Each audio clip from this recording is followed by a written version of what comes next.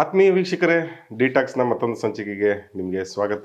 ನಾನು ದಿನೇಶ್ ಕುಮಾರ್. ಕಳೆದ ವಿಡಿಯೋದಲ್ಲಿ ನಾನು ಮಹಾಬಲ್ ಶೆಟ್ಟರ್ಗೆ ಸುಮಾರು 15 ಪ್ರಶ್ನೆಗಳನ್ನು ಕೇಳಿದ್ದೆ. ನೀವು ನೋಡಿರ್ತೀರಾ ಅಂತ ಭಾವಿಸ್ತೀನಿ. ಯಾರಾದರೂ ನೋಡಿಲ್ಲ ಅಂದರೆ ಆ ವಿಡಿಯೋನ ನೋಡಿಕೊಂಡು ಈ ವಿಡಿಯೋನ ನೋಡ್ಬೋದು. ಯಾಕೆಂದರೆ ಅದರದ್ದು ಕಂಟಿನ್ಯೂಟಿ, ಅದರ ಮುಂದಿನ ಭಾಗವನ್ನು ನಾನಿಲ್ಲಿ ಪ್ರಸ್ತುತಪಡಿಸೋದಕ್ಕೆ ಪ್ರಯತ್ನ ಪಡ್ತಾ ಇದ್ದೀನಿ. ಸ್ನೇಹಿತರೆ, ಕಳೆದ ಸಂಚಿಕೆಯಲ್ಲಿ ನಾನು ಹೇಳಿದ್ದೆ, ಏನು ಮಹಾಬಲ್ ಶೆಟ್ಟರು ಕಾಶಿ ವಿಷಯ ಹೇಳಿದ್ರು, ತಿರುಪತಿ ವಿಷಯ ಹೇಳಿದ್ರು, ನಂಜನಗೂಡಿನ ವಿಷಯ ಹೇಳಿದ್ರು. ಅಂದ್ರೆ ಧರ್ಮಸ್ಥಳದಲ್ಲಿ ಮಾತ್ರ, ಅಂದ್ರೆ ತೀರ್ಥಕ್ಷೇತ್ರಗಳ ಪೈಕಿ ಧರ್ಮಸ್ಥಳದಲ್ಲಿ ಮಾತ್ರ ಅಸಹಜ ಸಾವುಗಳು ಆಗೋದಲ್ಲ, ಬೇರೆ ಬೇರೆ ತೀರ್ಥಕ್ಷೇತ್ರಗಳಲ್ಲೂ ಕೂಡ ಆ ತರದ ಸಾವುಗಳು ಆಗ್ತವೆ ಅಂತ ಅವರು ಸ್ಪಷ್ಟವಾಗಿ ಹೇಳಿದ್ರು. ಅದನ್ನು ಹೇಳ್ತಾ ಅವರು ಕಾಶಿಯಲ್ಲಿ ಸುಮಾರು 2,000 ಮಂದಿ ಸುಮಾರು 2,000 ಮಂದಿ ಪ್ರತಿ ವರ್ಷ ಸತ್ತು ಹೋಗ್ತಾರೆ ಅಸಹಜವಾಗಿ. ಹಾಗೆ ತಿರುಪತಿಯಲ್ಲಿ ಒಂದು 400 ಜನ ಸತ್ತು ಹೋಗ್ತಾರೆ ಅಂತ ಹೇಳಿದ್ರು. ನಂಜನಗೂಡಲ್ಲೂ ಕೂಡ ಆ ಥರದ ಸಾವುಗಳು, ಅಂದರೆ ನಂಜನಗೂಡಿನ ನಂಜುಂಡೇಶ್ವರ ದೇವಸ್ಥಾನ ಸನ್ನಿಧಿ ಏನಿದೆ ಆ ಸುತ್ತಮುತ್ತದಲ್ಲೂ ಕೂಡ ಆಗುತ್ತೆ ಅಂತ ಅವ್ರು ಹೇಳಿದ್ರು. ನಾನು ಕಳೆದ ಸಂಚಿಕೆಯಲ್ಲಿ ಕೂಡ ಅದ್ರ ಬಗ್ಗೆ ಮಾತಾಡಿದ್ದೆ. ಕೆಲವು ಪ್ರಸ್ತಾಪವನ್ನ ನಾನು ಆರಂಭಿಕವಾದ ಕೆಲವು ಮಾತುಗಳನ್ನು ಹೇಳಿದ್ದೆ. ಏನು 2,000 ಅಸಹಜ ಸಾವುಗಳು ಅಂತ ಮಹಾಬಲ್ ಶೆಟ್ಟರ್ ಹೇಳ್ತಾರೋ ಅದು ನಿಜ. ಅದರಲ್ಲಿ ಏನು ಉತ್ಪ್ರೇಕ್ಷೆ ಇಲ್ಲ. ಕಾಶಿಯಲ್ಲಿ ಅಷ್ಟು ಆಗತ್ತೆ. ಆದರೆ ಬಹಳ ಮುಖ್ಯವಾಗಿ ಗಮನಿಸಬೇಕಾಗಿರೋ ವಿಷಯ ಏನು ಅಂದ್ರೆ, ಆ 2,000 ಸಾವುಗಳಲ್ಲಿ ಸರಿಸುಮಾರು ಅರ್ಧದಷ್ಟು, ಅಂದ್ರೆ 45.1% ಏನಿದೆ ಆ ಸಾವುಗಳು ರೋಡ್ ಆಕ್ಸಿಡೆಂಟ್ಗಳಿಂದ ಆಗತ್ತೆ ಅನ್ನುವಂಥದ್ದು ವರದಿಗಳನ್ನ ನಾನು ಪ್ರಸ್ತುತಪಡಿಸಿದ್ದೆ. ಆ ವರದಿಯ ಅಂದ್ರೆ ಒಂದು 5 ವರ್ಷದ ಅಸಹಜ ಸಾವುಗಳ ಸ್ಟಡಿ ಮಾಡಿದಂಥ ವೈದ್ಯರುಗಳು, 3 ಜನ ಪರಿಣತ ವೈದ್ಯರುಗಳು ಅದರ ಬಗ್ಗೆ ಒಂದು ರಿಸರ್ಚ್ ಪೇಪರನ್ನ ಇಂಟರ್ನ್ಯಾಷನಲ್ ಜರ್ನಲ್ ಅಲ್ಲಿ ಪ್ರಕಟ ಮಾಡಿದ್ದಾರೆ. ಅದರ ಎಕ್ಸ್ಟ್ರಾಕ್ಟ್ ಅನ್ನು ಕೂಡ ನಾನು ನಿಮಗೆ ತೋರಿಸಿದ್ದೆ. ಈಗಲೂ ಕೂಡ ನೀವು ನಮ್ಮ ಸ್ಕ್ರೀನ್ ಮೇಲೆ ಅದನ್ನು ನೋಡ್ಬೋದು. ಬಹಳ ಸ್ಪಷ್ಟವಾಗಿ ಗೊತ್ತಾಗುತ್ತೆ. ಅದರಲ್ಲಿ ಹೆಚ್ಚು ಕಡಿಮೆ ಅರ್ಧಕ್ಕರ್ಧ ಆಕ್ಸಿಡೆಂಟಲ್ ಸಾವುಗಳು, ಇನ್ನು ಮಿಕ್ಕವು ಆ ಥರದ ಸಾವುಗಳು. ಹೀಗಾಗಿ 2,000 ಅಲ್ಲಿ ನಡೀತದೆ, ಹಾಗಾಗಿ ಧರ್ಮಸ್ಥಳದಲ್ಲಿ ಈ ಥರ ನಡೆಯೋದು ಏನು ವಿಶೇಷ ಅಲ್ಲ ಅಂತ ಹೇಳೋದಿದೆಯಲ್ಲ, ಅದು ಅರ್ಧ ಸತ್ಯವನ್ನ ಹೇಳದಂತಾಗತ್ತೆ ಅನ್ನೋಂಥ ಮಾತನ್ನು ಹೇಳಿದ್ದೆ. ಸ್ನೇಹಿತರೆ, ಮತ್ತೆ ತಿರುಪತಿ ವಿಷಯಕ್ಕೆ ಬಂದರೂ ಕೂಡ, ತಿರುಪತಿಯಲ್ಲೂ ಕೂಡ ಅರ್ಧದಷ್ಟು ಅಸಹಜ ಸಾವುಗಳು ಆಗೋದು ಆಕ್ಸಿಡೆಂಟ್ಗಳಿಂದಾನೆ. ಅಲ್ಲಿನ ದಾಖಲೆಗಳನ್ನು ಪರಿಶೀಲನೆ ಮಾಡಿದಂಥ ಸಂದರ್ಭದಲ್ಲೂ ಕೂಡ ನಮಗೆ ಗಮನಕ್ಕೆ ಬರೋದೇನು ಅಂತಂದ್ರೆ, ಅಲ್ಲಿ ಸ್ವಲ್ಪ ಹೆಚ್ಚೆ, ಇಲ್ಲಿ 45% ಆದ್ರೆ ಅಲ್ಲಿ ಹೆಚ್ಚು ಕಡಿಮೆ 48% ಏನೋ ಅಲ್ಲಿ ಆಕ್ಸಿಡೆಂಟಲ್ ಸಾವುಗಳನ್ನೇ ಆಗ್ತವೆ. ಧರ್ಮಸ್ಥಳದಲ್ಲಿ ಆ ಥರದ ಆಕ್ಸಿಡೆಂಟ್ಗಳು ಆಗ್ತಾವ ಅನ್ನೋ ಪ್ರಶ್ನೆ ಬಂದ್ರೆ, ಅಲ್ಲಿ ಆಗೋದಿಲ್ಲ. ಅಲ್ಲಿ ಅಷ್ಟೊಂದು ಆಕ್ಸಿಡೆಂಟ್ಗಳು ಯಾವುದೇ ಕೂಡ ರೆಕಾರ್ಡು ಕೂಡ ಆಗಿಲ್ಲ. ಅದು ನಮಗಿಂತ ಚೆನ್ನಾಗಿ ನಮ್ಮ ಮಹಾಬಲ್ ಶೆಟ್ಟರಿಗೆ ಚೆನ್ನಾಗಿ ಗೊತ್ತು. ಆದರೂ ಕೂಡ ಅವರು ಅದನ್ನ ಪ್ರಸ್ತಾಪ ಮಾಡ್ದಲ್ಲೇ ಅಲ್ಲೂ ಆಗುತ್ತೆ ಇಲ್ಲೂ ಆಗುತ್ತೆ ಅನ್ನೋ ಥರ ಹೇಳ್ತಾರೆ. ನಾನು ಜನಸಂಖ್ಯೆಯನ್ನು ಕೂಡ ಹೇಳಿದೆ. ಅಂದರೆ ಕಾಶಿ ಏನಿದೆ, ವಾರಣಾಸಿ ಏನಿದೆ, ಅಲ್ಲಿ ಒಂದು 17 ಲಕ್ಷಕ್ಕೂ ಹೆಚ್ಚು ಜನಸಂಖ್ಯೆ ಇದೆ. ಆದರೆ ಧರ್ಮಸ್ಥಳದಲ್ಲಿ ಇರುವಂಥ ಜನಸಂಖ್ಯೆ ಎಷ್ಟು? ಅಲ್ಲಿ 2011 ಸೆನ್ಸಸ್ ಪ್ರಕಾರ 10,000 ಕೂಡ ಇಲ್ಲ. ಹೀಗಾಗಿ ಅದನ್ನು ಕಂಪ್ಯಾರಿಸನ್ ಮಾಡೋಕ್ಕಾಗಲ್ಲ ಅನ್ನುವಂಥ ಮಾತನ್ನ ಕೂಡ ಹೇಳಿದ್ದೆ. ಸ್ನೇಹಿತರೆ, ಈಗ ಮುಂದಕ್ಕೆ ಹೋಗ್ತಾ ಕಾಶಿ ಮತ್ತೆ ಧರ್ಮಸ್ಥಳದ ಹೋಲಿಕೆ ಅದು ಎಷ್ಟು ಸರಿ ಅನ್ನೋದ್ರ ಬಗ್ಗೆ ಒಂದಷ್ಟು ಮಾತುಗಳನ್ನ ಆಡೋದಕ್ಕೆ ಪ್ರಯತ್ನ ಪಡ್ತೀನಿ. ಇದು ಯಾಕೆ ಪ್ರಸ್ತುತ ಅಂತಂದ್ರೆ, ನೋಡಿ, ಧರ್ಮಸ್ಥಳದಲ್ಲಿ ಹೂತಿಟ್ಟ ಹೆಣಗಳ ಬಗ್ಗೆ ತನಿಖೆ ಶುರುವಾದಂಥ ಸಂದರ್ಭದಲ್ಲಿ, ಅಥವಾ ಈ ಪ್ರಕರಣ ಬಯಲಿಗೆ ಬಂದಂಥ ಸಂದರ್ಭದಲ್ಲಿ ಎಲ್ಲ ವಲಯದಿಂದ, ಅಂದ್ರೆ ಕೆಲವರು ಮಾತಾಡದಂಥ ವಿಷಯಗಳನ್ನ ಗಮನಿಸಿದ್ರೆ ಅವರೆಲ್ಲ ಹೇಳ್ತಾ ಇದ್ದಿದ್ದೇನು ಅಂತಂದ್ರೆ, ಧರ್ಮಸ್ಥಳಕ್ಕೆ ಸಾಯೋದಕ್ಕಾಗಿ ಜನ ಬರ್ತಾ ಇದ್ರು, ಮತ್ತೆ ಇನ್ನು ಕೆಲವರು ಹೇಳಿದ್ರು ಧರ್ಮಸ್ಥಳಕ್ಕೆ ಸೂಸೈಡ್ ಮಾಡ್ಕೊಳಕ್ಕೆ ಹೋಗ್ತಾರೆ ಅನ್ನುವಂಥ ಮಾತನ್ನ ಹೇಳಿದ್ರು. ಮತ್ತೆ ಅದನ್ನ ಹೇಳ್ತಾ ಧರ್ಮಸ್ಥಳ ದಕ್ಷಿಣದ ಕಾಶಿ, ಹೀಗಾಗಿ ಕಾಶಿಯಲ್ಲಿ ಹೆಂಗೆ ಸಾಯೋದಕ್ಕೆ ಜನ ಹೋಗ್ತಾರೋ ಅದೇ ರೀತಿ ಧರ್ಮಸ್ಥಳಕ್ಕೂ ಬಂದು ಜನ ಸತ್ತು ಹೋಗ್ತಾರೆ ಅನ್ನುವಂಥ ಒಂದು ವಾದವನ್ನ, ಒಂದು ನೆರೇಟಿವ್ ಅನ್ನ ಬಿಲ್ಡಪ್ ಮಾಡ್ತಾ ಬಂದ್ರು. ಅದರ ಮುಂದಿನ ಭಾಗನೇ ಮಹಾಬಲ್ ಶೆಟ್ಟರು ಕೂಡ ಅದನ್ನೇ ಹೇಳ್ತಾ ಇದ್ದಾರೆ. ಅವರು ಬೇರೆ ಬೇರೆ ತೀರ್ಥಕ್ಷೇತ್ರಗಳಿಗೆ ಧರ್ಮಸ್ಥಳವನ್ನ ಕಂಪೇರ್ ಮಾಡಿ ಹೇಳ್ತಾ ಇದ್ದಾರೆ. ಈಗ ಅದಕ್ಕೆ ಈ ಕಾಶಿ ಅಂದ್ರೆ ಏನು ಮತ್ತೆ ಧರ್ಮಸ್ಥಳ ಅಂದ್ರೆ ಏನು ಅಂತ ಅರ್ಥ ಮಾಡ್ಕೋಬೇಕಾಗತ್ತೆ ನಾವು. ಸ್ನೇಹಿತರೆ, ಕಾಶಿ ಇದೆಯಲ್ಲ, ಸುಮಾರು 3,000 ವರ್ಷಗಳ ಇತಿಹಾಸ ಇರುವಂತ ನಗರ ಅಂತ ಅದನ್ನು ನಾವು ಗ್ರಹಿಸಬೇಕಾಗತ್ತೆ. ಅದ್ರ ಇತಿಹಾಸ ತಜ್ಞರು ಹೇಳ್ತಾರೆ 3,000 ವರ್ಷಗಳ ಇತಿಹಾಸ ಆ ನಗರಕ್ಕಿದೆ ಅಂತ ಹೇಳಿ. 3,000 ಇದೆಯಲ್ವಾ ಗೊತ್ತಿಲ್ಲ, ಸಾವಿರ ವರ್ಷಗಳಿಗೂ ಹೆಚ್ಚಿನ ಇತಿಹಾಸ ಅಂತೂ ಖಂಡಿತವಾಗ್ಲೂ ಇದೆ. ಅದಕ್ಕೆ ಸಂಬಂಧಪಟ್ಟಂತ ದಾಖಲೆಗಳು ನಮಗೆ ಸಿಗ್ತವೆ. ಆ ಕಾಶಿಯಲ್ಲಿ, ಅಂದ್ರೆ ಹಿಂದೂಗಳ ಅತ್ಯಂತ ಪವಿತ್ರವಾದ ತೀರ್ಥಕ್ಷೇತ್ರ ಅಂತ ನಾವೇನ್ ಕರಿತೀವಿ, ಅದು ಇಡೀ ಜಗತ್ತಿಗೆ ಪ್ರಸಿದ್ಧವಾದಂಥ ತೀರ್ಥಕ್ಷೇತ್ರ. ಅಲ್ಲಿ ಈ ತರದ ಏನು ಅಂದ್ರೆ, ಇವ್ರೇನು ಧರ್ಮಸ್ಥಳಕ್ಕೂ ಅದನ್ನು ಅಪ್ಲೈ ಮಾಡ್ತಾ ಇದ್ದಾರೋ ಆ ವಾದ ಏನಿದೆಯಲ್ಲ, ಅಂದರೆ ಹೋಗಿ ಸಾಯ್ತಾರೆ ಅಂತ ಹೇಳಿ, ಅದು ಕಾಶಿಗೆ ನಿಜವಾಗ್ಲೂ ಅದು ಅಪ್ಲೈ ಆಗತ್ತೆ. ಕಾಶಿಗೆ ಹೋಗಿ ಸಾಯೋದಕ್ಕಾಗೇನೆ ಹೋಗುವಂಥ ಜನ ಇದ್ದಾರೆ. ಭಾಳ ಸ್ಪಷ್ಟವಾಗಿ ಅರ್ಥ ಮಾಡ್ಕೋಬೇಕು ನಾವು. ವರ್ಷಕ್ಕೆ ಸುಮಾರು 20,000 ಜನ ಅಲ್ಲಿ ಸಾಯೋದಕ್ಕಾಗಿ ಹೋಗಿ ಅಲ್ಲಿ ಸತ್ತೋಗ್ತಾರೆ. ಕಾಶಿಗೆ ಯಾಕೆ ಹೋಗಿ ಸಾಯ್ತಾರೆ ಅಂತಂದರೆ, ಒಂದು ಮೋಕ್ಷ ಸಿಗುತ್ತೆ ಅನ್ನುವಂಥ ಒಂದು ನಂಬಿಕೆ ಹಿಂದೂಗಳಲ್ಲಿದೆ. ಕಾಶಿಗೆ ಹೋಗಿ ಸತ್ತರೆ ಅಲ್ಲಿ ಒಂದು ಆತ್ಮಕ್ಕೆ ನಿಜವಾದ ಶಾಂತಿ ಸಿಗುತ್ತೆ. ಏನು ಮನುಷ್ಯ ಸತ್ತೋಗ್ತಾನೋ ಆತನ ಆತ್ಮಕ್ಕೆ ಶಾಂತಿ ಸಿಗುತ್ತೆ, ಮೋಕ್ಷ ಪ್ರಾಪ್ತಿ ಆಗುತ್ತೆ. ಅಂದರೆ ಮೋಕ್ಷ ಅಂತಂದರೆ ಒಂದು ಸ್ವರ್ಗನೋ ಒಂದು ಏನೋ ಒಂದು ಬಿಡುಗಡೆ ಇದೆಯಲ್ಲ, ಅದು ಸಿಗುತ್ತೆ ಅವ್ರಿಗೆ ಅನ್ನುವಂಥದ್ದು. ಒಂದು ಆ ಮನುಷ್ಯ ತಾನು ಮಾಡಿದಂಥ ಎಲ್ಲ ಪಾಪಗಳಿಂದ ಆತ ಪರಿಹಾರ ಪಡ್ಕೊಳ್ಳೋದಕ್ಕೋಸ್ಕರ ಈ ಥರ ಕೆಲಸವನ್ನು ಕೂಡ ಆತ ಮಾಡ್ತಾನೆ. ಒಂದು ಪಾಪ ಪರಿಹಾರ, ಒಂದು ಮೋಕ್ಷ, ಮತ್ತಿನ್ನೊಂದು ಮುಖ್ಯವಾದ ವಿಷಯ ಏನು ಅಂತಂದರೆ ಪುನರ್ಜನ್ಮದಲ್ಲಿ ತನಗೆ ಒಳ್ಳೆಯ ಪುನರ್ಜನ್ಮ ಸಿಗುತ್ತೆ. ಅಂದರೆ ಹಿಂದೂಗಳಲ್ಲಿ ಭಾಳಷ್ಟು ಜನಗಳಲ್ಲಿ ಒಂದು ನಂಬಿಕೆ ಇರುತ್ತೆ, ಮನುಷ್ಯ ಸತ್ತು ಹೋದ್ಮೇಲೆ ಅಲ್ಲಿಗೆ ಮುಗಿಯಲ್ಲ, ಆತನ ಆತ್ಮ ಇನ್ಯಾವುದೋ ಒಂದು ದೇಹನ ಪ್ರವೇಶ ಮಾಡುತ್ತೆ, ಇನ್ನೊಂದು ಪುನರ್ಜನ್ಮ ಇದೆ ಎನ್ನುವಂಥ ನಂಬಿಕೆ ಬಹಳಷ್ಟು ಜನರಲ್ಲಿ ಇದೆ. ಅದಕ್ಕೆ ಯಾವುದೋ ವೈಜ್ಞಾನಿಕವಾದ ಪುರಾವೆಗಳು ಇಲ್ಲದಲ್ಲಿದ್ದರೂ ಕೂಡ ಆ ನಂಬಿಕೆ ಅಂತೂ ಇದೆ. ಆಮೇಲೆ ಆ ಪುನರ್ಜನ್ಮದಲ್ಲಿ ನಾವು ಏನಾಗಿ ಹುಟ್ತೀವಿ ಅನ್ನೋದ್ರ ಬಗ್ಗೆ ಕೂಡ ಬಹಳ ಜನ ಅದ್ರ ಬಗ್ಗೆ ಆಸಕ್ತಿ ಹೊಂದಿದವರು ಆಗಿರ್ತಾರೆ. ಹಾಗಾಗಿ ಒಳ್ಳೆಯ ಜನ್ಮ ಸಿಗಲಿ ಅಂತ ಹೇಳಿ, ಒಂದು ನಾಯಿ ನರಿಯಾಗಿ ಇನ್ನೇನೋ ಆಗಿ ಹಂದಿಯಾಗಿ ಹುಟ್ಟೋಕ್ಕಿಂತ ಒಳ್ಳೆ ಮನುಷ್ಯನಾಗಿ ಹುಟ್ಟಬೇಕು, ಒಳ್ಳೆ ಚೆನ್ನಾಗಿರೋ ಥರ ಚೆನ್ನಾಗಿ ಬದುಕುವ ರೀತಿಯ ಒಂದು ಬದುಕು ಸಿಗಲಿ ಅನ್ನೋವಂಥ ಆಸೆ ಇಟ್ಕೊಂಡು ಆ ಕಾರಣಕ್ಕಾಗಿಯೂ ಕೂಡ ಕಾಶಿಗೆ ಹೋಗಿ ಜನ ಸಾಯ್ತಾರೆ. ಸ್ನೇಹಿತರೆ, ಇದಕ್ಕೆ ಏನಾದರೂ ಒಂದು ಪುರಾಣದಲ್ಲಿ ಏನಾದರೂ ಉಲ್ಲೇಖ ಇದೆಯಾ, ಅಥವಾ ಯಾರಾದರೂ ಈ ನಂಬಿಕೆ ಎಲ್ಲಿಂದ ಹುಟ್ಕೊಂತು ಅನ್ನುವಂಥ ಪ್ರಶ್ನೆ ಕೂಡ ಬರುತ್ತೆ. ಇದನ್ನು ಫ್ಲೋಟ್ ಮಾಡಿದವರು, ಅಲ್ಲಿ ಕಾಶಿಗೆ ಹೋಗಿ ಸತ್ತು ಹೋದರೆ ಮೋಕ್ಷ ಸಿಗುತ್ತೆ, ಇನ್ನೊಂದು ಸಿಗುತ್ತೆ ಅಂತ ಅದು ಎಲ್ಲಿಂದ ಬಂತು, ಆ ಕಾನ್ಸೆಪ್ಟ್ ಎಲ್ಲಿಂದ ಬಂತು ಅಂತಲೂ ನಾವು ಯೋಚನೆ ಮಾಡಬೇಕಾಗತ್ತೆ. ಒಂದು ಉತ್ತರ ಇದೆ. ಅಂದರೆ ಆದಿಶಂಕರಾಚಾರ್ಯರು ಒಂದು ಶ್ಲೋಕವನ್ನು ಬರೀತಾರೆ. ಆ ಶ್ಲೋಕದ ಹೆಸರು ಏನು ಅಂದರೆ ರಾಮ ಭುಜಂಗ ಪ್ರಯಾತ ಸ್ತೋತ್ರಂ ಅಂತ ಒಂದು ಸ್ತೋತ್ರ ಇದೆ. ಅದನ್ನು ನೀವು ಸ್ಕ್ರೀನ್ ಮೇಲೆ ನೋಡ್ಬೋದು. ಅಂದರೆ ಈ ಸ್ತೋತ್ರ ಏನು ಹೇಳುತ್ತೆ ಅಂದರೆ, ಕಾಶಿಯಲ್ಲಿ ಯಾರಾದರೂ ಸತ್ತು ಹೋದರೆ ಸಾವಿನ ಸಂದರ್ಭದಲ್ಲಿ ಶಂಕರ ಅಂದರೆ ಶಿವ, ಸಾಯುವವರ ಕಿವಿಯಲ್ಲಿ ರಾಮ ರಾಮ ಅಂತ ಪಿಸುಗುಡ್ತಾರೆ. ಅವ್ರ ಕಿವಿಗೆ ಬಂದು ಹೇಳ್ತಾರೆ. ಸ್ವತಃ ಶಿವನೇ ಬಂದು ಸಾಯುವವರ ಕಿವಿಯಲ್ಲಿ ರಾಮ ರಾಮ ಅಂತ ಹೇಳ್ತಾರೆ. ಅದು ತಾರಕ ಮಂತ್ರ ಅಂತ ಹೇಳಿ ಅದನ್ನು ಕರೀತಾರೆ. ಅದು ತಾರಕ ಮಂತ್ರ, ಕಿವಿಯಲ್ಲಿ ಬೀಳುವಂಥದ್ದು ಮಂತ್ರ ತಾರಕ ಮಂತ್ರ. ಅದನ್ನು ಸ್ವತಃ ಶಿವನೇ ಹೇಳ್ತಾರೆ. ಇದರಿಂದಾಗಿ ಮೋಕ್ಷ ಪ್ರಾಪ್ತಿ ಆಗತ್ತೆ ಅಂಥೇಳಿ ಆದಿಶಂಕರಾಚಾರ್ಯರ ಒಂದು ಸ್ತೋತ್ರದಲ್ಲಿ ಇದೆ. ಸೊ ಈ ಥರದ ನಂಬಿಕೆಗಳು, ಈ ಥರದ ಏನು ಟೆಕ್ಸ್ಟ್ಗಳು ಸಿಗ್ತವೆ, ಈ ಥರದ ಏನು ನಮ್ಮ ಪುರಾಣಗಳ ಪುಸ್ತಕಗಳಲ್ಲಿ ಎಲ್ಲೆಲ್ಲೂ ಕಾಣಿಸ್ತವೆ. ಹೀಗಾಗಿ ಈ ಥರದ್ದೆಲ್ಲ ಆಗಿದೆ. ಇನ್ನೂ ಬಹಳಷ್ಟು ಉಲ್ಲೇಖಗಳು ಇರ್ಬೋದು. ನಾನು ಅದ್ರ ಬಗ್ಗೆ ಹೆಚ್ಚು ಮಾತಾಡೋಕ್ಕೆ ಹೋಗಲ್ಲ. ಮುಂದೆ ಯಾವತ್ತಾರು ಅದ್ರ ಬಗ್ಗೆ ನಾವು ಡೀಟೇಲ್ ಆಗಿ ಡಿಸ್ಕಷನ್ ಮಾಡ್ಬೋದು. ಸೊ ಹೀಗೆ ಹಿಂದೂಗಳಲ್ಲಿ ಆ ಥರದ ಒಂದು ನಂಬಿಕೆಯಲ್ಲಿ ಡೆವಲಪ್ ಆಗಿರೋದ್ರಿಂದ ಕಾಶಿಗೆ ಹೋಗಿ ಜನಗಳು ಸಾಯೋದಕ್ಕೆ ಹೋಗ್ತಾರೆ ಅನ್ನೋಂಥದ್ದು. ಸ್ನೇಹಿತರೆ, ಮತ್ತಿನ್ನೊಂದು ಬಹಳ ಮುಖ್ಯವಾಗಿ ಗಮನಿಸಬೇಕಾಗಿರೋ ಅಂಶ ಏನು ಅಂತಂದರೆ, ಕಾಶಿಗೆ ಯಾರು ಆತ್ಮಹತ್ಯೆ ಮಾಡ್ಕೊಳಕ್ಕೆ ಹೋಗಲ್ಲ. ಸಾಯೋದಕ್ಕಾಗಿ ಹೋಗ್ತಾರೆ, ಆದರೆ ಆತ್ಮಹತ್ಯೆ ಮಾಡ್ಕೊಳ್ಳೋದಕ್ಕೆ ಹೋಗಲ್ಲ. ಅಲ್ಲಿ ಹೋಗಿ ನಾವು ಸೂಸೈಡ್ ಮಾಡಿಕೊಂಡು ಸತ್ತೋಗ್ಬಿಟ್ರೆ ನಮ್ಗೆ ಮೋಕ್ಷ ಸಿಗುತ್ತೆ ಅನ್ನುವಂಥ ನಂಬಿಕೆ ಎಲ್ಲೂ ಇಲ್ಲ. ಇನ್ಫ್ಯಾಕ್ಟ್ ನೀವು ಭಾಳ ಸ್ಪಷ್ಟವಾಗಿ ಹೇಳಬೇಕು ಅಂತಂದರೆ, ಹಿಂದೂ ಧರ್ಮದಲ್ಲಿ ಆಗಲಿ ಅಥವಾ ಇನ್ಯಾವುದೇ ಧರ್ಮದಲ್ಲಾಗಲಿ ಆತ್ಮಹತ್ಯೆ ಮಹಾಪಾಪ ಅಂತಲೇ ಹೇಳೋದು.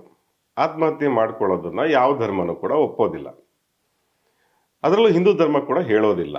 ಹೀಗಾಗಿ ಆತ್ಮಹತ್ಯೆಯಿಂದ ನಮಗೆ ಒಳ್ಳೆ ಸದ್ಗತಿ ಸಿಗುತ್ತೆ, ಒಳ್ಳೆ ಪುನರ್ಜನ್ಮ ಸಿಗುತ್ತೆ ಅನ್ನುವಂಥ ಮಾತಿನ ಪ್ರಶ್ನೆನೇ ಇಲ್ಲ. ಕಾಶಿಗೆ ಆತ್ಮಹತ್ಯೆ ಮಾಡಿಕೊಂಡು ಸಾಯೋದಕ್ಕಾಗಿ ಯಾರೂ ಹೋಗೋದಿಲ್ಲ. ಈ ವಿಷಯವನ್ನು ಕೂಡ ಭಾಳ ಸ್ಪಷ್ಟವಾಗಿ ನಾವು ಅರ್ಥ ಮಾಡ್ಕೋಬೇಕು. ಮುಂದೆ ನಾನು ಇದನ್ನು ಯಾಕೆ ಮುಂದೆ ಹೇಳಿದೆ ಅನ್ನೋದು ನಿಮ್ಗೆ ಮುಂದೆ ಅರ್ಥ ಆಗ್ತಾ ಹೋಗುತ್ತೆ. ಸ್ನೇಹಿತರೆ, ಕಾಶಿಗೆ ಸಾಯೋದಕ್ಕೆ ಹೆಂಗೆ ಹೋಗೋಕ್ಕೆ ಸಾಧ್ಯ ಅಂತ ನಿಮ್ಮ ಪ್ರಶ್ನೆ ಇರ್ಬೋದು. ಅಂದರೆ ಈ ಯಾವುದ್ಯಾವುದೋ ಕಾಯಿಲೆಗಳಿಂದ ನರಳುತ್ತಿರುವಂಥ ತುಂಬ ವಯೋವೃದ್ಧರಾಗಿರ್ಬೋದು, ಅಥವಾ ಇನ್ನೇನು ಅವರ ಜೀವನ ಇನ್ನು ಮುಗೀತಾ ಬಂತು ಅಂತ ಹೇಳಿ. ಈಗ ನೋಡಿ, ವೈದ್ಯರುಗಳು ತುಂಬ ಕಾಯಿಲೆಗಳಲ್ಲಿ ನರಳ್ತಾ ಇರುವವರಿಗೆ ಬಹಳಷ್ಟು ಜನಕ್ಕೆ ಅಂತಂದರೆ ವಿಶೇಷವಾಗಿ ಕ್ಯಾನ್ಸರ್ನಂಥ ರೋಗ, ಅದರಲ್ಲೂ 4ನೇ ಸ್ಟೇಜ್ಗೆ ಹೋದಂಥ ಸಂದರ್ಭದಲ್ಲಿ ಅವ್ರಿಗೆ ಸ್ಪಷ್ಟವಾಗಿ ದಿನಗಳನ್ನು ಹೇಳ್ತಾರೆ. ಅವರು ಇಷ್ಟು ದಿನಗಳು ನಿಮ್ಗಿದೆ ಅಂತಾನೆ ಹೇಳ್ತಾರೆ. 15 ದಿವಸ ಇದೆ, ನಿಮ್ಗೊಂದು ತಿಂಗಳಿದೆ, ಈ ಥರನೇ ಅವರು ಸ್ಪಷ್ಟವಾಗಿ ಹೇಳ್ತಾರೆ. ಈಗಿನ ವೈದ್ಯಕೀಯ ಲೋಕ ಅಷ್ಟು ಬೆಳೆದಿದೆ. ಹೀಗಾಗಿ ಆ ಸಾವಿನ ಸಮಯವನ್ನು ಕೂಡ ಅವರು ಹೇಳ್ಬೋದು. ಇಷ್ಟಕ್ಕಿಂತ ನೀವು ಬದುಕೋಕೆ ಸಾಧ್ಯ ಇಲ್ಲ ಅಂತ ಹೇಳ್ಬೋದು. ಈ ರೀತಿ ತೀರಾ ಏನು ಸಾವಿನ ಅಂಚಿಗೆ ಬಂದು ನಿಂತಿರುವಂಥ ಜನ ಅವರು ಅಲ್ಲಿಗೆ ಹೋಗ್ತಾರೆ. ಅವರ ಜೊತೆಗಾರರನ್ನು ಕರ್ಕೊಂಡು ಹೋಗ್ಬೋದು, ಅಂದರೆ ಅವರ ಕುಟುಂಬದವ್ರನ್ನ ಕರ್ಕೊಂಡು ಹೋಗ್ಬೋದು, ಒಂಟಿಯಾಗಿ ಹೋಗ್ಬೋದು, ಯಾರೋ ಬೇಕಾದವ್ರನ್ನ ಕರ್ಕೊಂಡು ಹೋಗ್ಬೋದು. ಆಮೇಲೆ ನೋಡಿ, ಬಹಳ ವಿಶೇಷ ಅಂತಂದರೆ, ಜಗತ್ತಲ್ಲಿ ಎಲ್ಲಿದೆಯೋ ಇಲ್ವೋ ಗೊತ್ತಿಲ್ಲ, ಕಾಶಿಯಲ್ಲಿ ಈ ಸಾಯುವುದಕ್ಕೆ ಬರೋ ಜನರಿಗಾಗಿಯೇ ಕೆಲವು ವಸತಿ ಗೃಹಗಳಿದೆ. ಅದನ್ನು ವಸತಿ ಗೃಹ ಅಂತ ಕರಿತಿರೋ, ಆಶ್ರಮ ಅಂತ ಕರಿತಿರೋ, ಲಾಡ್ಜ್ ಅಂತ ಕರಿತಿರೋ, ನಿಮಗೆ ಬಿಟ್ಟಿದ್ದ ವಿಚಾರ. ಆದರೆ ಈ ಥರದ ವ್ಯವಸ್ಥೆ ಇದೆ ಅಲ್ಲಿ, ವಸತಿ ವ್ಯವಸ್ಥೆ ಇದೆ. ಸಾಯುವವರೆಗೆ ಕೂಡ ಒಂದು ವ್ಯವಸ್ಥೆ ಇದೆ ನೋಡಿ. ಅದಕ್ಕೆ ಹೆಸರುಗಳು ಕೂಡ ಅದೇ ಥರ ಇರುತ್ತೆ. ಮುಕ್ತಿ ಭವನ, ಈ ಥರದ ಹೆಸರುಗಳನ್ನೇ ಅಲ್ಲಿ ಇಟ್ಟಿರ್ತಾರೆ. ಈ ಥರದ್ದು ಸುಮಾರು ಲಾಡ್ಜಿಂಗ್ಗಳು ಅಲ್ಲಿ ವ್ಯವಸ್ಥೆಗಳಿದೆ.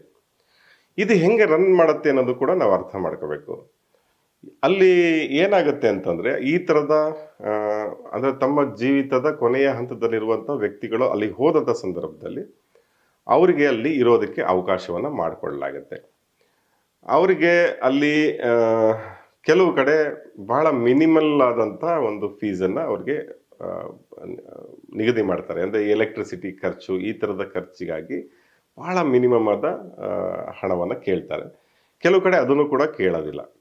ಅಲ್ಲಿ ಅವರು ಸಾಯುವವರೆಗೆ ಅಲ್ಲಿ ಇರ್ಬೋದು ಅನ್ನೋಂಥದ್ದು. ಆಮೇಲೆ ಎಷ್ಟು ದಿವಸ ಬೇಕಾದ್ರೂ ಇರ್ಬೋದಾ ಅಂದರೆ, ಕೆಲವು ಮುಕ್ತಿ ಭವನಗಳಲ್ಲಿ, ಈ ಥರದ ಲಾಡ್ಜ್ಗಳಲ್ಲಿ ಏನಂತಂದರೆ ಟೈಮ್ ಲೈನ್ ಕೂಡ ಇರುತ್ತೆ. ಅಂದರೆ 15 ದಿವಸಗಳ ಅವಧಿ ಕೊಡ್ತಾರೆ. ಅಷ್ಟರೊಳಗಡೆ ಅವರು ಸಾಯಲಿಲ್ಲ ಅಂದರೆ ಅವ್ರಿಗಿನ್ನೂ ವಯಸ್ಸಿದೆ ಅಂತ, ಅಥವಾ ಅವ್ರಿಗಿನ್ನೂ ಬದುಕೋದು, ಅವ್ರಿಗೆ ಆಯಸ್ಸು ಇನ್ನೂ ಗಟ್ಟಿಯಾಗಿದೆ ಅಂತಂದರೆ ಅವ್ರನ್ನ ಅಲ್ಲಿಂದ ವಾಪಸ್ ಕಳಿಸ್ತಾರೆ. ಅಥವಾ ಇನ್ನೊಂದು 15 ದಿವಸ ಎಕ್ಸ್ಟೆಂಡ್ ಮಾಡ್ಬೋದು. ಆದರೆ ತುಂಬ ದಿವಸಗಳ ಕಾಲ ಅವ್ರನ್ನ ಇಟ್ಕೊಳ್ಳಲ್ಲ ಅಲ್ಲಿ. ನೋಡಿ, ಅಲ್ಲಿ ಒಂದು 2013 ಒಂದು ವಿಚಿತ್ರವಾದ ಘಟನೆ ಆಗುತ್ತೆ. ಮನ್ಬೋತ್ ತ್ರಿಪಾಠಿ ಅಂತ ಹೇಳಿ ಒಬ್ಬ ವ್ಯಕ್ತಿ ಬರ್ತಾನೆ. ಆತನ ನಾನು ಸಾವಿನ ಅಂಚಿನಲ್ಲಿದ್ದೀನಿ ಅಂತ ಅನ್ಕೊಂಡೇ ಬರ್ತಾನೆ. 2013 ಬಂದರೂ ಕೂಡ ಸುಮಾರು 17 ವರ್ಷಗಳ ಕಾಲ ಅವನು ಬದುಕ್ಬಿಡ್ತಾನೆ. ಅಂದರೆ ಅವನು ಸಾಯೋದೇ ಇಲ್ಲ, ಅವನು ಅಲ್ಲಿ ಬಂದರೂ ಕೂಡ ಸಾಯೋದೇ ಇಲ್ಲ. ಈ ಥರದ ಘಟನೆಗಳು ಕೂಡ ನಡೆಯುತ್ತೆ. ಹೀಗಾಗಿ ಅಲ್ಲಿ ರಿಸ್ಟ್ರಿಕ್ಷನ್ಸ್ ಕೂಡ ಇದೆ. ಅಂದರೆ ಅಲ್ಲಿ ಬರೋರ, ಈ ಥರ ಸಾಯೋದಕ್ಕೆ ಬರೋವರ ಸಂಖ್ಯೆನೂ ಕೂಡ ಜಾಸ್ತಿ ಇರೋದ್ರಿಂದ ಅಲ್ಲಿ ಅವರಿಗೆ ಅವಕಾಶ ಮಾಡಿಕೊಡ್ಬೇಕಲ್ಲ. ಹೀಗಾಗಿ ಯಾರಾದರೂ ಉಳ್ಕೊಂಡಿದ್ರೆ ಅವ್ರನ್ನ ಕಳಿಸ್ತಾರೆ. ಆದರೆ ತುಂಬ ಅವರ ಕ್ರಿಟಿಕಲ್ ಆದ ಕಂಡೀಷನ್ ಇದ್ದರೆ ಅವರನ್ನು ಕಳಿಸೋದಿಲ್ಲ, ಅಲ್ಲಿ ಕಾಯಲಾಗುತ್ತೆ. ಸ್ನೇಹಿತರೆ, ಇದೆಲ್ಲ ಆದ್ಮೇಲೆ ನಂತರ ಅಲ್ಲಿ ಈ ಥರ ಸಾವಿಗೀಡಾದ ಜನರನ್ನು ಅಲ್ಲಿ ನಿಮ್ಗೆ ಗೊತ್ತೇ ಇದೆ, ಕಾಶಿಯಲ್ಲಿ ಅದು ದೀಪಗಳ ನಗರಿ ಅಂತೆಲ್ಲ ಕರಿತೀವಿ. ಆದರೆ ರಾತ್ರಿ ಹೊತ್ತು ಈ ಘಾಟ್ಗಳಲ್ಲಿ, ಈ ಮಣಿಕರ್ಣಿಕಾ ಘಾಟ್ ಆಗಿರ್ಬೋದು, ಆ ಥರದ ಘಾಟ್ಗಳಲ್ಲಿ ಈ ಥರದ ಹೆಣಗಳನ್ನು ಸುಟ್ಟು ಹಾಕಲಾಗ್ತದೆ. ಅದಕ್ಕಾಗಿಯೇ ಒಂದಷ್ಟು ಜನ ನಿಯೋಜನೆಗೊಂಡಿರ್ತಾರೆ. ಅವ್ರದ್ದೇನೋ ಒಂದು ಫೀಸ್ ಇರುತ್ತೆ. ಅಲ್ಲಿ ಅವರನ್ನು ತಗೊಬಂದು ಅಲ್ಲಿ ಸುಡಲಾಗತ್ತೆ. ಈ ಥರ ಪ್ರತಿನಿತ್ಯ ಅಲ್ಲಿ ದಹನ ಮಾಡುವವರ ಸಂಖ್ಯೆ ಎಷ್ಟು ಅಂತಂದರೆ, ಸುಮಾರು 100 ದೇಹಗಳನ್ನು, ಮಿನಿಮಮ್ 100 ದೇಹಗಳನ್ನು ಅಲ್ಲಿ ಸುಡಲಾಗುತ್ತೆ ಅಂತ ಹೇಳಿ. ಬಹಳ ಕಾಲದಿಂದ ನಡೆದುಕೊಂಡು ಬಂದಿರುವಂಥ ವ್ಯವಸ್ಥೆ. ಇದರಲ್ಲಿ ಏನು ವ್ಯತ್ಯಾಸ ಇಲ್ಲ, ಇದೇ ರೀತಿ ನಡೀತಾ ಇದೆ. ಈ ಥರದ ವ್ಯವಸ್ಥೆ ದೇಶದಲ್ಲಿ ಅಥವಾ ಬೇರೆ ಕಡೆ ಇಲ್ಲಲ್ಲಿ ಇದೆಯೋ ಇಲ್ವೋ ಗೊತ್ತಿಲ್ಲ, ಬಹುಶಃ ಇಲ್ಲ. ಕಾಶಿಲಿ ಇರುವಂಥ ವ್ಯವಸ್ಥೆ ಬಹುಶಃ ಇಲ್ಲ. ಕಾಶಿ ಮಾತ್ರ ಈ ಥರದನ್ನು ನಾವು ನೋಡಲಿಕ್ಕೆ ಸಾಧ್ಯ ಇದೆ. ಮತ್ತಿನ್ನೊಂದು ಪ್ರಶ್ನೆ ಏನು ಅಂತಂದರೆ, ಈ ಲಾಡ್ಜ್ಗಳನ್ನ ಯಾರು ರನ್ ಮಾಡ್ತಾರೆ, ಈ ಆಶ್ರಮಗಳನ್ನು ಯಾರು ರನ್ ಮಾಡ್ತಾರೆ, ಅವ್ರಿಗೆ ದುಡ್ಡು ಎಲ್ಲಿಂದ ಬರುತ್ತೆ, ಇದನ್ನೆಲ್ಲ ಖರ್ಚು ವೆಚ್ಚಗಳನ್ನು ಕೂಡ ಅವ್ರು ನೋಡ್ಕೋಬೇಕಲ್ಲ. ಇದು ಯಾರು, ಅವ್ರ ಹತ್ರನೂ ಚಾರ್ಜ್ ಮಾಡಲ್ಲ, ಜಾಸ್ತಿ ಚಾರ್ಜ್ ಮಾಡಲ್ಲ, ಅಥವಾ ಕೆಲವು ಕಡೆ ಫ್ರೀಯಾಗೇ ಮಾಡ್ತಾರೆ.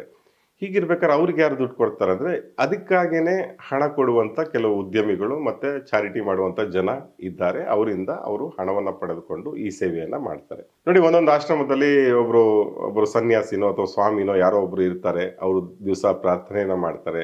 ಅಲ್ಲಿರೋ ಜನಗಳಿಗೆ ಒಂದು ರೀತಿಯ ನೆಮ್ಮದಿಯನ್ನು ಕೊಡೋದಕ್ಕೆ ಕೆಲವು ಮಂತ್ರ ಪಠಣ ಈ ಥರದ್ದೆಲ್ಲ ನಡೀತಾ ಇರ್ತದೆ. ಮತ್ತೆ ಅಲ್ಲಿ ಸಾಯುವವರು ತಗೊಂಡೋಗಿ ಸುಟ್ಟು ಹಾಕುವಂಥ ಕ್ರಿಯೆಗಳು ಕೂಡ ನಡೀತಾನೆ ಇರ್ತವೆ. ಇದೆಲ್ಲ ಕೂಡ ಒಂದು ವ್ಯವಸ್ಥಿತವಾಗಿ ನಡೆಯುತ್ತೆ. ಅದಕ್ಕೆ ಒಂಥರ ಅಲ್ಲಿ ಏನಾಗಿದೆ ಅಂತಂದ್ರೆ, ಈ ದಹನ ಮಾಡುವ ಕ್ರಿಯೆಯನ್ನ ನೋಡೋದಕ್ಕೂ ಕೂಡ ಜನ ಬರ್ತಾರೆ ಅಂತ. ಆ ಮಣಿಕರ್ಣಿಕಾ ಘಾಟ್ ಆಗಿರ್ಬೋದು, ಬೇರೆ ಬೇರೆ ಘಾಟ್ಗಳಾಗಿರ್ಬೋದು, ಆ ಘಾಟ್ಗಳಲ್ಲಿ ಈ ಥರ ಹೆಣಗಳನ್ನು ಸಾಮೂಹಿಕವಾಗಿ ಅಲ್ಲಿ ಅಕ್ಕಪಕ್ಕ ರ್ಯಾಂಡಮ್ ಆಗಿ ಇಟ್ಕೊಂಡು ಅದನ್ನ ಸುಟ್ಟು ಹಾಕುವಂಥದ್ದು ಏನು ಮಾಡ್ತಾರೆ, ಅದು ನೋಡೋದಕ್ಕೋಸ್ಕರ ಟೂರಿಸ್ಟ್ಗಳು ಬರ್ತಾರೆ. ಡೆತ್ ಟೂರಿಸಂ ಅಂತೆಲ್ಲ ಕರೀತಾರೆ ಇದನ್ನ. ಇದೆಲ್ಲ ಇರಲಿ ಸ್ನೇಹಿತರೆ. ಈಗ ನಾನು ಬಹಳ ಮುಖ್ಯವಾದ ಪ್ರಶ್ನೆಗಳನ್ನು ಮುಂದೆ ಇಡೋದಕ್ಕೆ ಬಯಸ್ತೀನಿ. ಆ, ಇದು ಬರೀ ಮಹಾಬಲ್ ಶೆಟ್ಟರ್ಗೆ ಅಂತಲ್ಲ, ಈ ಥರ ಮಾತಾಡುವಂಥ ಜನರಿಗೆ, ಅಂದರೆ ಕಾಶಿಯನ್ನು ಧರ್ಮಸ್ಥಳಕ್ಕೆ ಕಂಪೇರ್ ಮಾಡುವಂಥ ಜನರು ಯಾರು ಯಾರು ಬೇಕಾದ್ರೂ ಅದನ್ನು ಉತ್ತರ ಕೊಡ್ಬೋದು. ಬಹಳ ಮುಖ್ಯವಾದ ಪ್ರಶ್ನೆಗಳು. ನೋಡಿ, ಧರ್ಮಸ್ಥಳದಲ್ಲಿ ಸತ್ತರೆ ಮೋಕ್ಷ ಸಿಗುತ್ತೆ, ಪಾಪ ಪರಿಹಾರ ಆಗತ್ತೆ, ಅಥವಾ ಒಳ್ಳೆಯ ಪುನರ್ಜನ್ಮ ಸಿಗುತ್ತೆ ಅನ್ನುವಂಥ ಉಲ್ಲೇಖ ಎಲ್ಲಾದರೂ ಇದೆಯಾ? ಕರ್ನಾಟಕದಲ್ಲಿ ಎಲ್ಲಾದರೂ ಆ ಥರದ ನಂಬಿಕೆ, ಆ ಥರದ ಒಂದು ಮಾತು ಎಲ್ಲಾದರೂ ಕೇಳಿ ಬಂದಿತ್ತಾ? ಖಂಡಿತವಾಗ್ಲೂ ಇಲ್ಲ. ಅದು ದಕ್ಷಿಣದ ಕಾಶಿ ಅಂತ ಹೇಳಿ ಭಾಳಷ್ಟು ತೀರ್ಥಕ್ಷೇತ್ರಗಳಿಗೆ ಹೇಳ್ತಾರೆ. ಯಾವ್ದಾರು ಒಂದು ತೀರ್ಥಕ್ಷೇತ್ರ ದೊಡ್ಡದಾಗಿ ಬೆಳೆದ್ರೆ ಅದು ತಕ್ಷಣ ಅದಕ್ಕೆ ದಕ್ಷಿಣ ಕಾಶಿ ಅಂದ್ಬಿಡ್ತಾರೆ. ಧರ್ಮಸ್ಥಳಕ್ಕೂ ಅದೇ ಥರ ಅಂತಾರೆ. ಧರ್ಮಸ್ಥಳ ತುಂಬ ಹಿಂದೂಗಳ ಬಹಳ ಮುಖ್ಯವಾದ ತೀರ್ಥಕ್ಷೇತ್ರ, ಅದ್ರಲ್ಲಿ ಎರಡನೇ ಅನುಮಾನನೇ ಇಲ್ಲ. ಅದು ಬೇರೆ ಪ್ರಶ್ನೆ. ಇದು ಈ ಈ ಸಾಯುವವರಿಗೆ ವ್ಯವಸ್ಥೆ ಮಾಡಿಕೊಡುವಂಥ ಕ್ಷೇತ್ರ ಅಂತೂ ಅಲ್ಲ. ಇಲ್ಲಿ ಸತ್ತು ಹೋಗೋಕ್ಕಾಗಿ ಅಲ್ಲಿ ಹೋಗ್ತಾರೆ ಅನ್ನುವಂಥದ್ದು ಕೂಡ ಇದುವರೆಗೆ ನಾವೆಲ್ಲೂ ಕೇಳಿಲ್ಲ. ಯಾವುದೇ ಐತಿಹ್ಯಗಳಲ್ಲೂ ಕೇಳಿಲ್ಲ, ಯಾವುದೇ ಪುರಾಣದಲ್ಲೂ ಕೂಡ ಕೇಳಿಲ್ಲ. ಯಾವುದೇ ಸಾಧು ಸಂತರು, ಶಂಕರಾಚಾರ್ಯರಂಥವ್ರು ಕೂಡ ಹೇಳಿದ್ದನ್ನು ನಾವು ಕೇಳಿಲ್ಲ. ಮತ್ತೆ ಇದು ಎಲ್ಲಿಂದ ಬಂತು ಹುಟ್ಕೊಂತು? ಹೇಗೆ ಹುಟ್ಕೊಂತು? ಆಯಿತು, ಸಾಯೋದಕ್ಕೋಸ್ಕರ ಅಲ್ಲಿ ಜನ ಬರ್ತಾರೆ ಅಂದರೆ, ಕಾಶಿಯಲ್ಲಿ ಮಾಡಿದ ಹಾಗೆ ಧರ್ಮಸ್ಥಳದಲ್ಲಿ ಸಾಯೋರಿಗಾಗಿ ಏನಾದ್ರು ವ್ಯವಸ್ಥೆ ಮಾಡಲಾಗಿದೆಯಾ? ಇದು ಬಹಳ ಮುಖ್ಯವಾದ ಪ್ರಶ್ನೆ. ಯಾಕೆಂದರೆ ಅಲ್ಲಿ ನೋಡಿ, ಅಲ್ಲಿ ಈ ಥರದ ಆಶ್ರಮಗಳಿದೆ. ಅಲ್ಲಿ ಈ ಥರದ ಬಂದವರನ್ನ ದಹನ ಮಾಡೋಕ್ಕೂ ಕೂಡ ಘಾಟ್ಗಳಿದೆ. ಒಂದು ವ್ಯವಸ್ಥೆನೇ ಇದೆ. ಅದು ಒಂದು ಸಿಸ್ಟಮೆಟಿಕ್ ಆಗಿ ರನ್ ಆಗುತ್ತೆ. ಧರ್ಮಸ್ಥಳದಲ್ಲಿ ಆ ಥರದ್ದು ಏನಾದ್ರು ಲಾಡ್ಜ್ಗಳಿದೆಯಾ? ಧರ್ಮಸ್ಥಳದಲ್ಲಿ ಆ ಥರದ ಲಾಡ್ಜ್ಗಳು ಎಲ್ಲೂ ಇಲ್ಲ. ಆಮೇಲೆ ಆ ಥರದ ಆಶ್ರಮಗಳಲ್ಲಿ, ಕಾಶಿಯಲ್ಲಿ ಆ ಥರದ ಆಶ್ರಮಗಳಲ್ಲಿ ಅವರಿಗೆ ಅವಕಾಶವನ್ನು ಕೊಡ್ತಾರೆ. 15 ದಿವಸ, 1 ತಿಂಗಳು ಅವಕಾಶಗಳನ್ನು ಕೊಡ್ತಾರೆ. ಇನ್ನು ಕೆಲವು ಆಶ್ರಮಗಳಲ್ಲಿ ಅವರು ಅಲ್ಲಿ ಸಾಯೋ ತನಕನೂ ಕೂಡ ಬಿಡ್ತಾರೆ. ನಾನು ಆಗಲೇ ಒಂದು ಉದಾಹರಣೆಯನ್ನು ಕೂಡ ಕೊಟ್ಟೆ. ಅಂದರೆ ರಿಸ್ಟ್ರಿಕ್ಷನ್ ಕೂಡ ಇರೋದಿಲ್ಲ, ಟೈಮ್ ರಿಸ್ಟ್ರಿಕ್ಷನ್ ಕೂಡ ಇರೋದಿಲ್ಲ. ಧರ್ಮಸ್ಥಳದ ಯಾವುದಾದ್ರೂ ಲಾಡ್ಜಲ್ಲಿ 1 ದಿವಸಕ್ಕಿಂತ ಹೆಚ್ಚು ಯಾರು ಉಳಿಯೋದಕ್ಕೆ ಅವಕಾಶ ಕೊಡೋದಿಲ್ಲ. ನೋಡಿ, 1 ದಿವಸ ಇರ್ಬೋದು, 2 ದಿವಸ ಇರ್ಬೋದು ಮ್ಯಾಕ್ಸಿಮಮ್. ಧರ್ಮಸ್ಥಳದಲ್ಲಿ ಅದಕ್ಕೆ ಸಾಧ್ಯನೇ ಇಲ್ಲ, ಅಲ್ಲಿ ಬಿಡೋದಿಲ್ಲ. ಅಲ್ಲಿ ಇದು ಎಲ್ಲರಿಗೂ ಗೊತ್ತಿರೋ ವಿಷಯ. ಅದೇನು ಹೊಸದಾಗಿ ನಾನೇನು ಹೇಳ್ತಾ ಇಲ್ಲ. ಅಲ್ಲಿ 15 ದಿವಸ, 1 ತಿಂಗಳು ಒಂದು ಲಾಡ್ಜಲ್ಲಿ ಯಾರನ್ನೂ ಇರಿಸ್ಕೊಳಕ್ಕೆ ಸಾಧ್ಯನೇ ಇಲ್ಲ. ಅದರಲ್ಲೂ ಕೂಡ ಈ ಥರ ಇನ್ನೇನು ಸಾಯುವ ಹಂತಕ್ಕೆ ಬಂದಿರೋರು, ಅಲ್ಲಿ ಬರೋರೆಲ್ಲ ಹಿಂಗೆ ಬಂದಿರ್ತಾರೆ, ಸ್ಟ್ರೆಚರ್ಗಳಲ್ಲಿ ಬಂದಿರ್ತಾರೆ. ಆ ಥರದ ಸ್ಥಿತಿಯಲ್ಲಿ ಬಂದವ್ರನ್ನ ಅಲ್ಲಿ ಯಾವುದೇ ಕಾರಣಕ್ಕೂ ಅವ್ರು ಇಟ್ಕೊಳಕ್ಕೆ ಸಾಧ್ಯ ಇಲ್ಲ, ಇಟ್ಕೊಳ್ಳೋದಿಲ್ಲ. ಇದು ಎರಡನೇ ಪ್ರಶ್ನೆ. ಆಮೇಲೆ ಧರ್ಮಸ್ಥಳದಲ್ಲಿ ಸತ್ತವ್ರನ್ನ ಈ ಥರ ಸಾಯಕ್ಕೆ ಬಂದರು, ಸತ್ತೋದವ್ರನ್ನ ದಹನ ಮಾಡೋಕ್ಕೆ ಏನಾದ್ರು ಘಾಟ್ ಇದೆಯಾ? ಇಲ್ಲೂ ಕೂಡ ಕಾಶಿ ಥರದ್ದು ಏನಾದ್ರು ಘಾಟ್ ಇದೆಯಾ? ಇಲ್ಲ, ಆ ಥರದ್ದೇನು ವ್ಯವಸ್ಥೆ ಇಲ್ಲ. ಇನ್ಫ್ಯಾಕ್ಟ್ ಧರ್ಮಸ್ಥಳದಲ್ಲಿ ರುದ್ರಭೂಮಿನೇ ಇರಲಿಲ್ಲ ಅಂತ ಹೇಳ್ತಾರೆ. ಅದಿತ್ತೋ ಇಲ್ವೋ ಅನ್ನೋದು ಅದು ಬೇರೆ ಪ್ರಶ್ನೆ. ಈಗ ಹೇಳ್ತಾರೆ ಪಾಂಗಳದ ಹತ್ರ ಒಂದು ಸಣ್ಣದಾಗಿತ್ತು, ಅಲ್ಲೊಂದಷ್ಟು ಮಾಡ್ತಾ ಇದ್ರು ಅಂತ ಮಾತಿದೆ. ಹಿಂದೆನೂ ಕೂಡ ಇತ್ತು ಅಂತ ಹೇಳಿ. ಆದರೆ ಅಧಿಕೃತ ಇರಲಿಲ್ಲ ಅಂತ ಹೇಳ್ತಾರೆ. ಅಧಿಕೃತವಾಗಿ ನಾವು ಇತ್ತೀಚೆಗೆ ಶುರು ಮಾಡಿದ್ವಿ ಅಂತ ಅಲ್ಲಿನ ರುದ್ರಭೂಮಿಯವರೆಲ್ಲ ಹೇಳ್ತಾರೆ. ಹೀಗಿರ್ಬೇಕಾದ್ರೆ ಈ ಥರ ಸುಡೋದಕ್ಕೆ ಅಕ್ಕಪಕ್ಕ ಎಲ್ಲ ಇಟ್ಟು ಸುಡುವಂಥ ಜಾಗ ಯಾವುದೂ ಇರಲಿಲ್ಲ ಧರ್ಮಸ್ಥಳ. ಆ ಥರದ ವ್ಯವಸ್ಥೆನೇ ಇಲ್ಲ. ಧರ್ಮಸ್ಥಳಕ್ಕೆ ಆತ್ಮಹತ್ಯೆ ಮಾಡ್ಕೊಳಕ್ಕೆ ಬರ್ತಿದ್ರು ಅಂತ ಮತ್ತೆ ತಿರ್ಗಾ ನಾವು ಅದೇ ಪ್ರಶ್ನೆನೇ ಹೇಳಬೇಕಾಗತ್ತೆ. ಯಾವುದೇ ತೀರ್ಥಕ್ಷೇತ್ರಗಳಲ್ಲಾಗಲಿ ಜನ ಆತ್ಮಹತ್ಯೆ ಮಾಡ್ಕೊಳಕ್ಕಾಗಿ ಹೋಗ್ತಾರೆ ಅನ್ನೋದಿದೆಯಲ್ಲ, ಅದು ತಪ್ಪು ತಿಳುವಳಿಕೆ. ಮತ್ತು ಜನರಿಗೆ ಯಾವುದೇ ಧರ್ಮ ಕೂಡ ಆತ್ಮಹತ್ಯೆ ಮಾಡೋದನ್ನು ಪ್ರಚೋದನೆ ಮಾಡೋದಿಲ್ಲ. ಅದು ಧರ್ಮಸ್ಥಳದಂಥ ಕ್ಷೇತ್ರಕ್ಕೆ ಈ ಥರದ ಮಾತುಗಳನ್ನು ಹೇಳೋದಿದೆಯಲ್ಲ, ಧರ್ಮಸ್ಥಳಕ್ಕೆ ಹೋಗಿ ಅಲ್ಲಿ ಸಾಯೋದಕ್ಕೆ ಹೋಗ್ತಾರೆ ಅಂತ ಹೇಳೋದು, ಸೂಸೈಡ್ ಮಾಡ್ಕೊಳಕ್ಕೆ ಹೋಗ್ತಾರೆ ಅಂತ ಹೇಳೋದಿದೆಯಲ್ಲ, ಅದು ಧರ್ಮಸ್ಥಳಕ್ಕೆ ಮಾಡುವಂಥ ಅಪಚಾರ.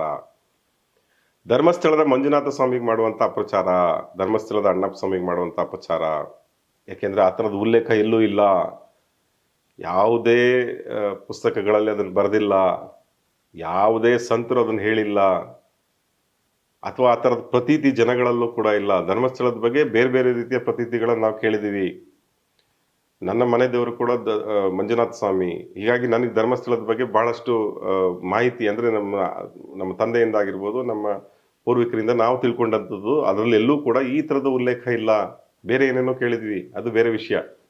ಅವ್ರು ನಿಜವಾಗ್ಲೂ ಅಪಚಾರ ಮಾಡ್ತಾ ಇದ್ದಾರೆ.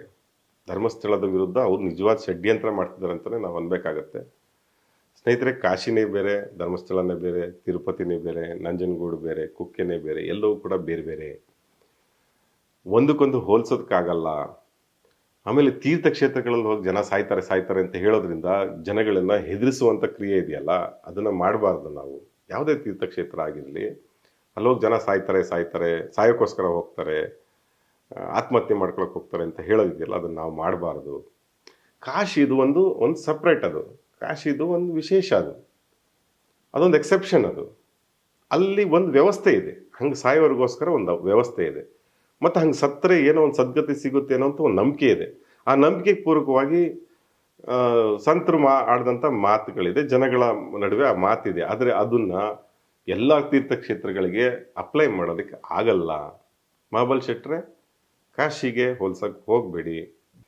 ನೋಡಿ, ನಮ್ಮ ಮಹಾಬಲ್ ಶೆಟ್ರು ಬಹಳ ಆಕ್ಟಿವ್ ಆದ ಮನುಷ್ಯ. ಅವರು ಬಹಳ busiest man in the earth. ನಾನಂತೂ ಅನ್ಕೊಳ್ಳೋದು ಅವರಷ್ಟು ಜಗತ್ತಲ್ಲಿ ಯಾರು ಬ್ಯುಸಿ ಇಲ್ವೇನೋ ಅಂತ ಅನ್ಸುತ್ತೆ. ಯಾಕೆಂದ್ರೆ ನಮ್ಮ ದೇಶದ ಪ್ರಧಾನಮಂತ್ರಿಗಿಂತಲೂ ಅವ್ರು ಬ್ಯುಸಿ ಅನ್ಸುತ್ತೆ. ಯಾಕೆ ಅಂತಂದ್ರೆ ಅವರೇ ಹೇಳ್ಕೊಂತಾರೆ ನೋಡಿ, 30,000 ವೂಂಡ್ ಸರ್ಟಿಫಿಕೇಟ್ ಕೊಟ್ಟಿದ್ದೀನಿ ಅಂತ ಹೇಳ್ತಾರೆ.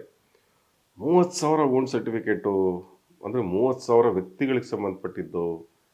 ನೋಡಿ, ಅವರು ಒಂದು 50 ವರ್ಷ ಸರ್ವಿಸ್ ಮಾಡಿರ್ಬೋದು ಅಂತ ಅನ್ಕೊಳ್ಳೋಣ. ಗೊತ್ತಿಲ್ಲ ಅವರು ಶೆಟ್ರು ಎಷ್ಟು ವರ್ಷ ಸರ್ವಿಸ್ ಮಾಡಿದಾರೋ ಗೊತ್ತಿಲ್ಲ.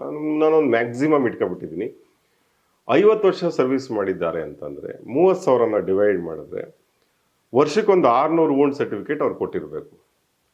ವರ್ಷಕ್ಕೊಂದು 600 ವೂಂಡ್ ಸರ್ಟಿಫಿಕೇಟ್ ಕೊಟ್ಟಿದ್ದಾರೆ ಅಂತಂದರೆ ನೋಡಿ, ದಿವಸಕ್ಕೆ ಕನಿಷ್ಠ 2 ವೂಂಡ್ ಸರ್ಟಿಫಿಕೇಟನ್ನು ಅವ್ರು ಕೊಡಬೇಕಾಗತ್ತೆ. ಆಮೇಲೆ ಅವರು ಮರಣೋತ್ತರ ಪರೀಕ್ಷೆಗಳನ್ನು ಕೂಡ ಅವರು ನಂಬರ್ಸ್ ಕೂಡ ಅವ್ರು ಹೇಳ್ತಾರೆ. ಸಾವಿರಾರು ಮಾಡಿದ್ದೀವಿ ಅನ್ನೋ ಥರಕ್ಕೆ ಅವ್ರು ಹೇಳ್ತಾರೆ. 400 ಕನ್ವಿಕ್ಷನ್ ಮಾಡಿಸಿದ್ದೀನಿ ಅಥವಾ 400 ಕನ್ವಿಕ್ಷನ್ ಆಗಿದೆ ನಾನು ಮಾಡಿದಂಥ ಕೇಸ್ಗಳು ಅಂತ ಹೇಳಿ. ಆಮೇಲೆ ಅವರು ಹೇಳ್ತಾರೆ, ನಾನು ಈ ಥರದ ಕೇಸ್ಗಳು ಇರ್ತದಲ್ಲ, ಆ ಕೇಸ್ ಇದ್ದಾಗ ನಾನು ಕೋರ್ಟಿಗೆ ಹೋಗ್ತಾ ಇದ್ದೆ ಅಂತ. ನೋಡಿ, ಕೋರ್ಟಿಗೆ ಬೇರೆ ಹೋಗ್ಬೇಕು ಪಾಪ ಅವರು. ಅಲ್ಲಿ ಮರಣೋತ್ತರ ಪರೀಕ್ಷೆ ಮಾಡೋದು ಅಷ್ಟೇ ಅಲ್ಲ, ಕೋರ್ಟಿಗೂ ಹೋಗಬೇಕು, ಅಲ್ಲೂ ಸಾಕ್ಷ್ಯ ಹೇಳಬೇಕು. ಆಮೇಲೆ ಅವ್ರು KS ಹೆಗ್ಡೆ ಆಸ್ಪತ್ರೆಯಲ್ಲಿ ಬಹಳ ಮುಖ್ಯ ಪೊಸಿಷನಲ್ಲಿ ಇದ್ದಾರೆ, ಅದನ್ನು ಕೂಡ ಅವ್ರು ನೋಡ್ಕೋಬೇಕು. ಅದೆಲ್ಲ ಬಿಟ್ಟು ಧರ್ಮಸ್ಥಳದಲ್ಲಿ ಕೆಲವು ಕೇಸ್ಗಳಿಗೆ ಅವ್ರನ್ನ ಅಲ್ಲಿಗೆ ಹೋಗ್ಬೇಕಿತ್ತು. 60 ಕಿಲೋಮೀಟ್ರ್ 70 ಕಿಲೋಮೀಟ್ರ್ ಅವರು 70-80 ಕಿಲೋಮೀಟ್ರು ಟ್ರಾವೆಲ್ ಮಾಡ್ಕೊಂಡು ಪಾಪ ಅಲ್ಲಿಗೆ ಹೋಗಬೇಕು, ಅದನ್ನು ಮಾಡಬೇಕು.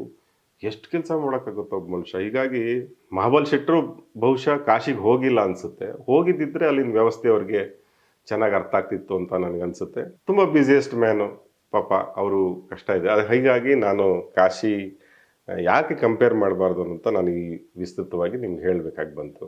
ಧರ್ಮಸ್ಥಳಕ್ಕೆ ಒಂದು ಗೌರವ ಇದೆ. ಜನ ಭಕ್ತಿಯಿಂದ ಅಲ್ಲಿ ಹೋಗ್ತಾರೆ. ಆ ಕ್ಷೇತ್ರನ ತುಂಬ ನೀವು ಬೇರೆ ರೀತಿ ಅದನ್ನು ಬಿಂಬಿಸೋಕ್ಕೆ ಯಾರೂ ಕೂಡ ಪ್ರಯತ್ನ ಪಡಬಾರ್ದು. ಮತ್ತು ಬೇರೆ ಕ್ಷೇತ್ರಗಳಲ್ಲಿ ಆಗ್ತದೆ, ಇಲ್ಲೂ ಆಗುತ್ತೆ ಅನ್ನೋ ಥರ ಮಾತುಗಳನ್ನು ಯಾರು ಕೂಡ ಹೇಳಬಾರ್ದು ಅಂತ ಹೇಳ್ತಾ ಈ ವಿಡಿಯೋನ ಇಲ್ಲಿಗೆ ಮುಗಿಸ್ತಾ ಇದ್ದೀನಿ. ನಿಮ್ಗೇನು ಅನ್ನಿಸ್ತು ಕಮೆಂಟ್ ಮಾಡಿ ತಿಳಿಸಿ. ನಮಸ್ಕಾರ.